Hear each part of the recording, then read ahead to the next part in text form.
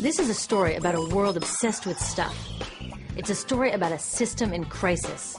We're trashing the planet, we're trashing each other, and we're not even having fun. The good thing is that when we start to understand the system, we start to see lots of places to step in and turn these problems into solutions.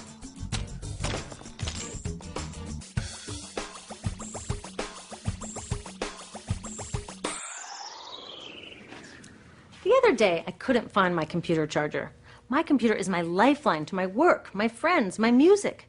So I looked everywhere, even in that drawer where this lives. I know you have one too, a tangle of old chargers, the sad remains of electronics past. How do they end up with so many of these things? It's not like I'm always after the latest gadget. My old devices broke or became so obsolete I couldn't use them anymore. And not one of these old chargers fits my computer. Ugh! This isn't just bad luck. It's bad design. I call it design for the dump. Design for the dump sounds crazy, right? But when you're trying to sell lots of stuff, it makes perfect sense. It's a key strategy of the companies that make our electronics. In fact, it's a key part of our whole unsustainable materials economy. Design for the dump means making stuff to be thrown away quickly. Today's electronics are hard to upgrade, easy to break, and impractical to repair. My DVD player broke and I took it to a shop to get fixed. The repair guy wanted $50 just to look at it. A new one at Target cost $39. In the 1960s, Gordon Moore, the giant brain and semiconductor pioneer, predicted that electronics designers could double processor speed every 18 months. So far, he's been right. This is called Moore's Law. But somehow, the bosses of these genius designers got it all twisted up. They seem to think that Moore's Law means every 18 months we have to throw out our old electronics and buy more. Problem is, the 18 months that we use these things are just a blip in their entire life cycle. And that's where these dump designers aren't just causing a pain in our wallets, they're causing a global toxic emergency. You see, electronics start where most stuff starts, in mines and factories. Many of our gadgets are made from 1,000 different materials, shipped from around the world to assembly plants. There, workers turn them into products using loads of toxic chemicals like PVC, mercury, solvents, and flame retardants. Today, this usually happens in far-off places that are hard to monitor, but it used to happen near my home in Silicon Valley, which, thanks to the electronics industry, is one of the most poisoned communities in the U.S. IBM's own data revealed that its workers making computer chips had 40% more miscarriages and were significantly more likely to die from blood, brain, and kidney cancer. The same thing is starting to happen all around the world. It turns out the high-tech industry isn't as clean as its image. So, after its toxic trip around the globe, it lands in my hands. I love it for a year or so, and then it starts drifting further from its place of honor on my desk or in my pocket. Maybe it spends a little time in my garage before being tossed out. And that brings us to disposal, which we think of as the end of its life. But really, it's just moved on to become part of the mountains of e-waste we make every year. Remember how these devices were packed with toxic chemicals? Well, there's a simple rule of production. Toxics in, toxics out. Computers, cell phones, TVs, all this stuff is just waiting to release all their toxics when we throw them away. Some of them are slowly releasing this stuff even while we're using them. You know those fat old TVs that people are chucking for high-def flat screens? They each have about 5 pounds of lead in them. Lead, as in lead poisoning. So, almost all of this e-waste either goes from my garage to a landfill, or it gets shipped overseas to the garage workshop of some guy in Guiyu, China, whose job it is to recycle it.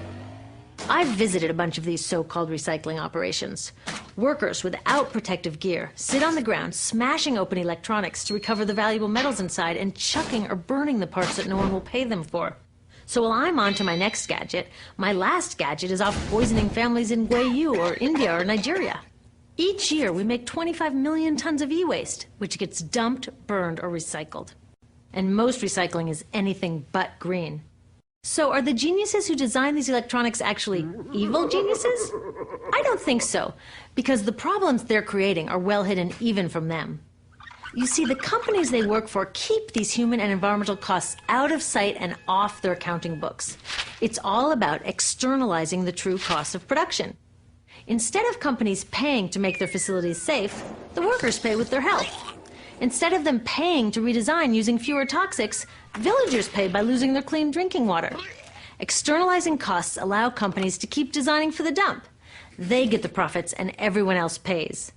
When we go along with it, it's like we're looking at this toxic mess and saying to companies, you made it, but we'll deal with it. I've got a better idea. How about you made it, you deal with it? Doesn't that make more sense? Imagine that instead of all this toxic e-waste piling up in our garages or in the streets of Guayu, we sent it to the garages of the CEOs who made it. You can bet that they'd be on the phone to their designers pretty fast demanding they stop designing for the dump. Making companies deal with their e-waste is called extended producer responsibility, or product take-back. If all these old gadgets were their problem, it would be cheaper for them to just design them longer lasting, less toxic, and more recyclable in the first place. They could even make them modular so that when one part broke, they could just send us a new piece instead of taking back the whole broken mess. Already take-back laws are popping up all over Europe and Asia. In the US, many cities and states are passing similar laws. These laws need to be protected and strengthened. It's time to get these brainiacs on our side. With take-back laws and citizen action to demand greener products, we can start a race to the top where designers compete to make long-lasting, toxic-free products. So let's have a green Moore's Law. How about the use of toxic chemicals will be cut in half every 18 months? The number of workers poisoned will decline at an even faster rate. We need to give these designers a challenge they can rise to and do what they do best: innovate. Already, some of them are realizing they're too smart to be dump designers and are figuring out how to make computers without PVC or toxic flame retardants. Good job, guys. But we can do even more. When we take our e-waste to recyclers, we can make sure they don't export it to developing countries. And when we do need to buy new gadgets, we can choose greener products. But the truth is, we are never going to just shop our way out of this problem, because the choices available to us at the store are limited by the choices of designers and policymakers outside of the store. That's why we need to join with others to demand stronger laws on toxic chemicals and on banning e-waste exports. There are billions of people out there who want access to the incredible web of information and entertainment that electronics offer. But it's the access they want, not all the toxic garbage. So let's get our brains working on sending that old design for the dump mentality to the dump where it belongs, and instead building an electronics industry and a global society that's designed to last.